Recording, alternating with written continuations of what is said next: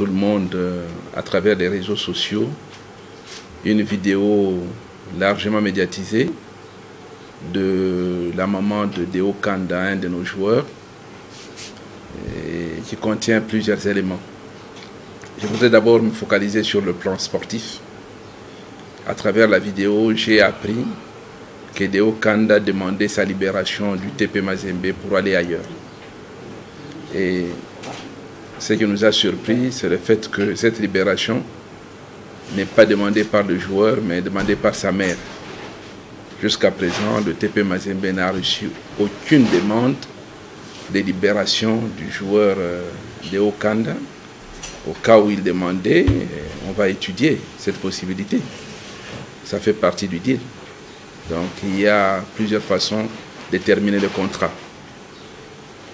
Et en plus, j'ai appris à travers les déclarations de la maman que Deo Kanda avait un contrat signé en 2015 et qui se termine en 2021.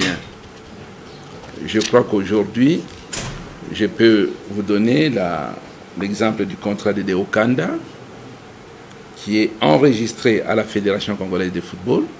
Donc une copie se trouve là-bas. Et ce contrat a été signé le 16 décembre 2016 et non pas 2015. Et coïncidence de calendrier, c'est signé par feu président Mohamed Kamouania, dont nous nous rappelons aujourd'hui, premier anniversaire depuis qu'il nous a quittés.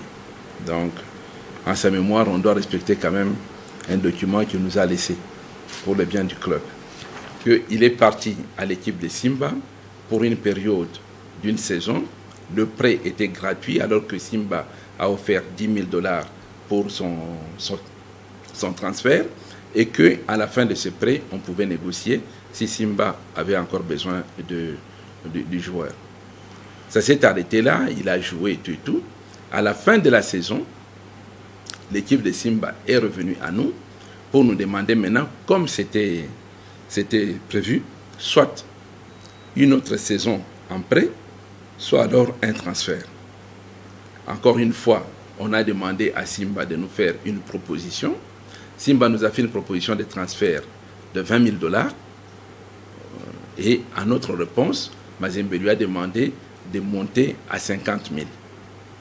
Et dans l'entretemps, Simba nous fait comprendre qu'il veut prendre le joueur puisqu'il doit être reconnaissant envers l'équipe de Mazembe qui lui a donné le joueur gratuitement, mais il ne doit plus le libérer, il veut le prendre, mais il ne saura pas le garder puisque, compte tenu de certains facteurs, l'âge, la concurrence, ainsi de suite, il va le mettre dans un club qui s'appelle Namugo Football Club, une équipe de Tanzanie.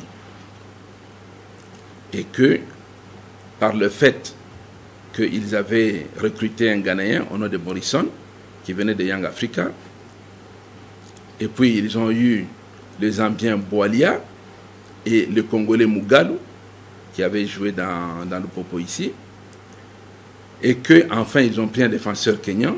Donc ces nouveaux joueurs ont complété le nombre de 4 places qui leur étaient autorisées pour prendre les étrangers.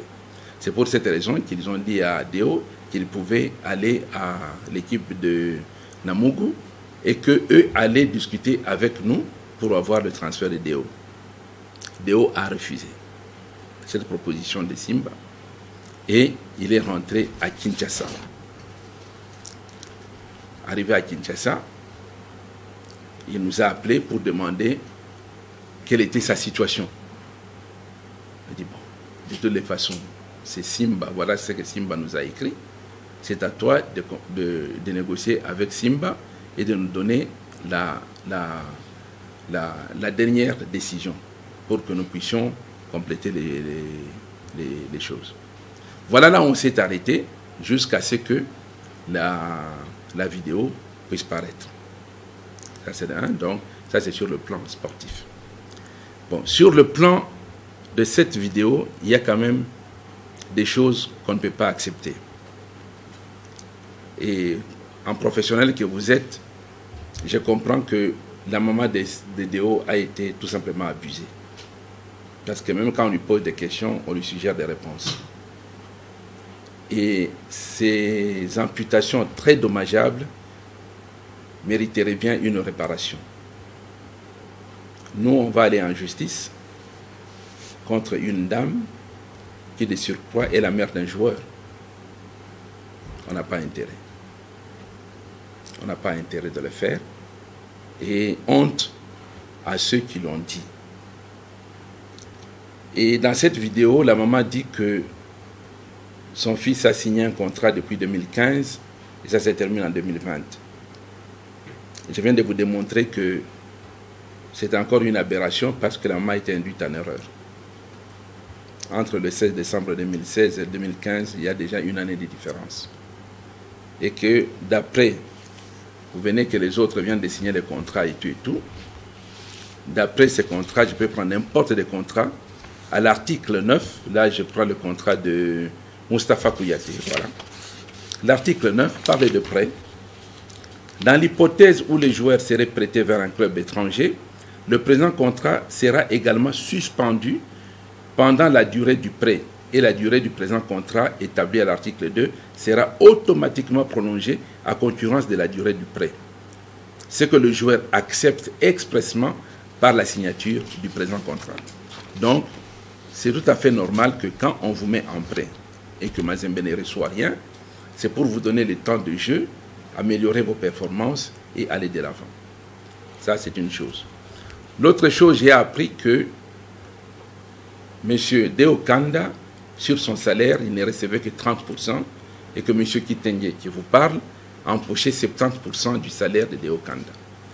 Vous savez, il faut que nos joueurs soient responsables.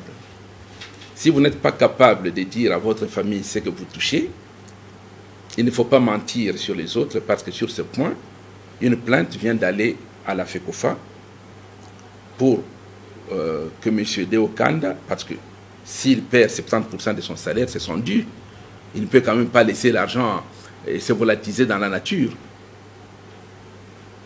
Mais si ce n'est pas le cas, il doit se rendre et tous les autres joueurs doivent savoir que ce n'est pas de cette façon qu'il faut.